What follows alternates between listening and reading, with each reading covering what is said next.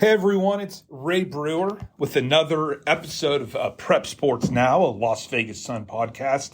Flying solo again this week and happy to be here talking high school football with everybody. The playoffs are here.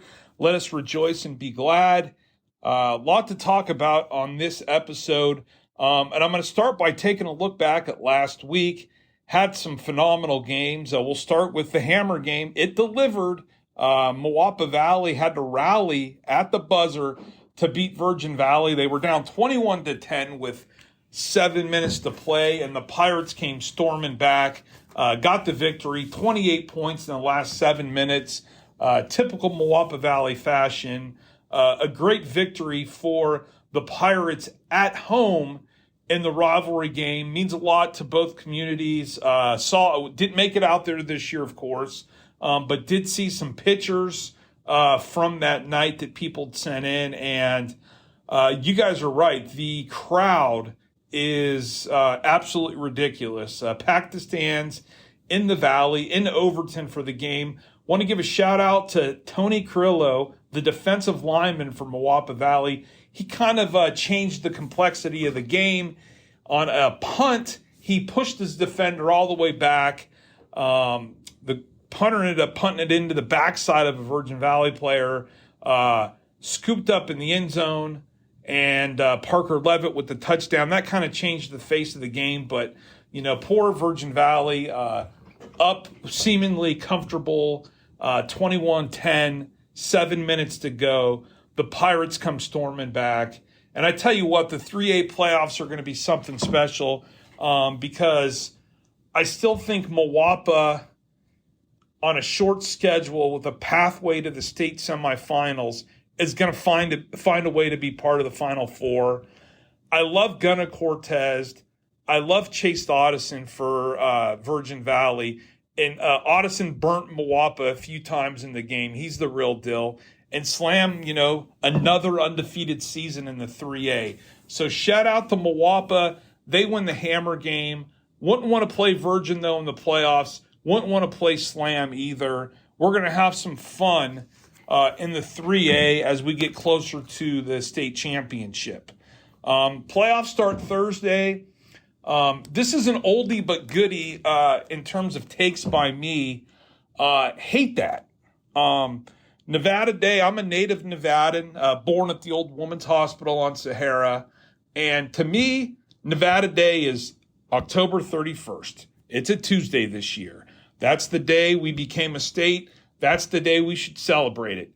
Now, I understand the Nevada legislature many, many sessions ago passed a law that said Nevada Day will be celebrated on the Friday, the last Friday of the month. That way, everybody gets a 3-day weekend. You head into California or head up to Utah to a pumpkin patch or do what you do. But because the state is shuttered on Friday, that pushes all the playoff games to Thursday. So you work your tail off all season. You get to the playoffs. It's a time to rejoice. You bring up 5 or 6 kids combined from the 9th grade team and the JV team. You want them to get good practice in. And essentially, you go practice Monday, practice Tuesday, walk through Wednesday, game day Thursday. It's great if you win because you get the longer break to prepare for the next round. But if you lose, your playoffs are basically 2 practices. So you really don't get those younger kids the reps and the feel they need at practice. And I just don't know if the experience is that good. I hate how we do it. I wish there was another way around it. I wish that maybe they could, take a week and call this a dead week or a down week and give yourself 2 weeks where everybody gets a bye to prepare. Just not quite sure how to approach it. Do we move everything to Saturday, which then would ruin it for the youth leagues and then make a shorter week for the teams that advance? No easy solution. I understand that the NIAA, who manages the playoff bracket, I understand their hands are tied. It's a state law. There's no way around it. There's nothing we could do. So it is what it is. When I planned to do the show this morning, I was going to say didn't like the fact that there's some teams with ugly losing records that make the postseason. So you look at Western. Western's 0-9. They're playing Somerset Losey this weekend, or Thursday. Let's get that right. And initially when I woke up, I was going to say, why should Western, a team that has been outscored something like 120-30 in the last 3 weeks, that hasn't won a game, that last week lost 48-6 to Rancho, who was winless. It was a battle of two winless teams. Why should Western get a playoff game? Then I did some calling around, and I kind of figured out what was going on at Western. First-year head coach, guy's doing a great job. The kids have really bought in. There's a lot of first-time football players there. The kids really love each other. They love the game. And I know that, and I'm writing this in a column, so if y'all pick up tomorrow's Las Vegas Sun, it's there. But I know a lot of people will say, okay, the playoffs are muddled, they're watered down. We're in this era of participation trophies, and we're just giving Western a one big, gigantic participation trophy. And for me, I understand the take, and I appreciate it. But for me, it's a little shallow because it does not resonate with what's going on at Western. The kids are working really hard, and, to get one extra game is so important. Remember, 2020, we didn't have football here in Nevada because of the pandemic. We were desperate to get to play in one game, and now we want to complain because the first round of the playoffs includes some teams with a one-win season or no wins in the name of the Western Warriors. So for me, high school sports, let's not all get caught up about the final score, right? It's all about participation, learning how to be a good teammate, being further part of your school community, keeping you out of trouble on the streets. That's what's most important, and we shouldn't lose the sight of that. And also, until all these various levels of realignment and shifting teams down to the 4A, it didn't matter. Gorman was winning every year, and it was what week of the playoffs are we going to lose to Gorman, right? It was just everybody lumped into one, except for like the 3A, right? The Boulders, Mawapas, and Virgins. And everybody was losing to Gorman on the Sunset or losing to Liberty on the Sunrise. And you could kind of project when your season was going to end. The realignment that's kind of brought this funky first week of the playoffs is going to award 5 state champions this year. Now, unfortunately, some of those might be in the north, but a lot of Vegas teams like Canyon Springs or a Sunrise Mountain in the 4A, or, in the Class 5A Division III, like a Legacy or a Palo Verde, those teams are going to win state championships. So that means in 20 years, those guys are going to get together for a reunion and celebrate winning state. And that's a pretty cool thing for me. So more power to getting more teams involved. I'm not saying that I'm a fan of things being watered down. I'm just saying, it is what it is. This is what we have in Nevada. There's no way around it. And we're playing on Thursday this week. And some teams that might not be playoff worthy, as I take a drink of my water, are getting an opportunity to play. Taking a look at this week's schedule, very interesting because we got a lot of games that were played Friday night that we're getting repeat games of. Green Valley beat Sierra Vista. They're playing again back at Green Valley, first round of the playoffs. Faith Lutheran beat Las Vegas by 35 at Las Vegas. They play again Thursday at Faith Lutheran. So we've got some duplicate games, but nonetheless, it's going to be fun. We're all eager to get going in the playoffs, and I kind of got my picks for everybody. Posted them online this morning. I'm ready to go. We haven't even talked about the game of the week yet, which is Shadow Ridge at Arbor View. At the beginning of the year, I would have had Arbor View by 40 points. But last week, we saw Arbor View struggle to move the ball. Just a mash unit over there. Multiple injuries. They played 3 quarterbacks last week. Wide receivers banged up. Just got back a tailback. Trying to keep the injury report in check is tough.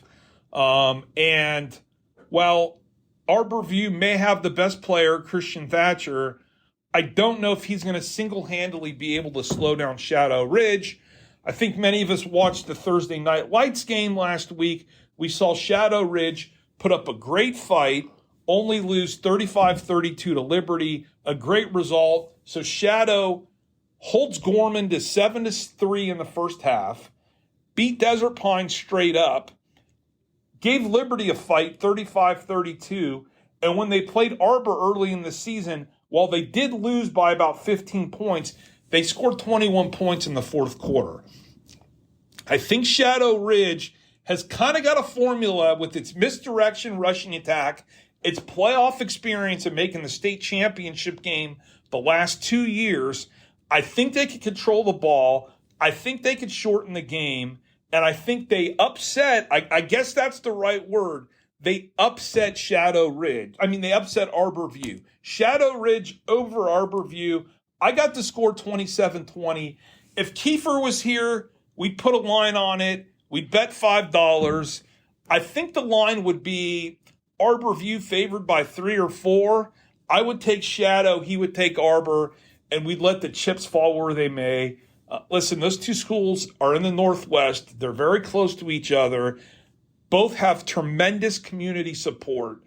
This is going to be a great night of high school football. Can't wait for it. Game of the week, Class 5A Division I, the big boys. Going to be a great night of football. It's a shame that Arborview's season got derailed a little bit with a lot with injuries.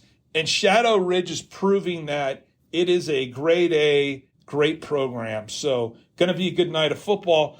Other games in the Class 5A Division I, Silverado at Liberty. Remember, Silverado had won the 2 lower-level championships in a row. No way they're beating Liberty. Liberty should get to the state game against Gorman. Liberty wins. I have it 43-0. Next up in that division, Coronado at Desert Pines. Listen, Desert Pines doesn't have the stable of players, the player depth that some of the other schools has. But the guys they have, the athletes they have, the running back, the wide receivers, they can move the ball, man. And I still wouldn't want to play them in the playoffs. Coronado surely is going to learn that the hard way. I got Desert Pines. Okay, moving down the division, Class 5A Division II. Big upset last week. Basic all over Foothills, start to finish. Convincing victory for the Wolfpack over the Wolfpack over the Falcons. Battle for Boulder Highway goes to Basic. Foothill, of course, was undefeated in league games. Everybody had anointed them as the state favorite. Their quarterback, Mason Dew, who got a preferred walk-on offer from UNLV last week. He's untouchable. Basic got great penetration with the defensive line. Their quarterback, Anthony Vega, had a great game. And as my guy Jeff Cahill said Friday night, the road to Allegiant Stadium, which is where the state game would be, goes through Don Taylor Stadium, Basic's home field. Shout out to the Wolves. Listen, Foothill still is a dynamic team. They still have a great offense. They still have great people at the skilled position. Maybe the loss is a blessing in disguise. I got the Falcons getting back on track, 45-0. Las Vegas versus Faith. We already talked about this earlier in the show. Faith beat Las Vegas by 35 points last week. They were up pretty quick. I see Faith cruising again. Wide margin of victory, 40-7. Sierra Vista at Green Valley. Very interesting spot. Winner plays Basic. That's a big pie in the sky for Green Valley, who lost to Basic 2 weeks ago in the Henderson Bowl at the buzzer. They want to play again. And I think this game with Sierra Vista is going to be close. Green Valley beat them last week, but it was courtesy of a defensive touchdown and a kickoff return for a score. I think if you take those two big plays away, it's a one-score game. Anything can happen. I think this game is close. Green Valley 20, Sierra Vista 14. Going to be a close game. Even at the end of the game last week, Sierra Vista went very, very manila. They didn't want to give away a lot of their plays, get it on film. When you got these back-to-back opponents in the new world of the playoffs, that's what you do. So I've got Foothill over Durango, Faith over Vegas, and the Green Valley Gators over Sierra Vista. Dropping down on the level, Spring Valley against Desert Oasis. Desert Oasis lost last week to Legacy, but they had a little bit of a lead. I like their sophomore quarterback. Spring Valley has struggled even though they beat Clark last week. I've got DO 30-16. Cimarron against Clark. Listen, Cimarron is coming in on a losing streak. This is going to be a great game, possibly the closest of the week. Cimarron 19, Clark 18. Here we go, Class 4A. We already talked about Western. They play Somerset Losi. Somerset's already beat them 42-0 this year. They're going to beat them again. First win in 2-year history of first playoff win, 2-year history of Somerset Losi. Watch out for them moving down the road. Centennial's on a bye. I see them meeting again. Great coaching job by my guy, Dan Barnson. Pinecrest, El Dorado, another close game. They played last week. It was 40-32, El Dorado. Pinecrest, El Dorado dominated the first half. Pinecrest the second. El Dorado got some kickoff returns for touchdowns to keep them in the game. This is another coin flip. I got El Dorado by a point. My Chaparral Cowboys hosting Del Sol. Chaparral's got that misdirection rushing attack. Del Sol's only won one game this year. It came against Western. I have my Cowboys winning, but I tell you what, this spot worries me. Nothing comes easy. Chaparral, but closer than you think. Mojave's lost 2 in a row. It doesn't matter. They play Rancho, who won its only game last week against Western. Mojave gets back on track, 31-13. Cheyenne Bonanza, shout out to my guy Keith Jones. The Bonanza Bengals are 4-4 this year. He said that the kids have really taken to the weight room. They're stronger than some of the other teams they're facing. They're playing Cheyenne. This could be a playoff win for the Bengals. I don't know the last time they won a playoff game, but they'll be 5-4. My guy Keith Jones getting it done over there, the Bonanza Bengals. And up next, speaking of duplicate games, last week Canyon Springs beat Valley 42-0. They play again this week, this time at Canyon Springs. The Pioneers start their state championship journey with a convincing win. The 3A Virgin Valley playing Democracy Prep. Again, wouldn't want to play Virgin Valley in the playoffs. They win big. And Boulder City gets it done against Mater East. Guys, it's playoff time.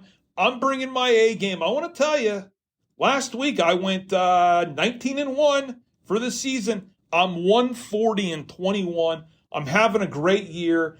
I wasn't in the weight room this summer. I was doing some eating instead, but it didn't hurt me. My picks have been great. I want to thank everybody for listening. I want to thank all the coaches for sending in their scores. I want to thank all of our listeners in the community who've reached out to me through social media or texting me on my phone and telling me how much they appreciate the effort of getting the show done when we got a lot of moving parts here at the Sun. That inspiration means the world to me. I love high school football. I love covering the kids. I love talking about the games, and I cannot wait for Shadow Ridge Arbor View. This is Prep Sports Now, a Las Vegas Sun podcast.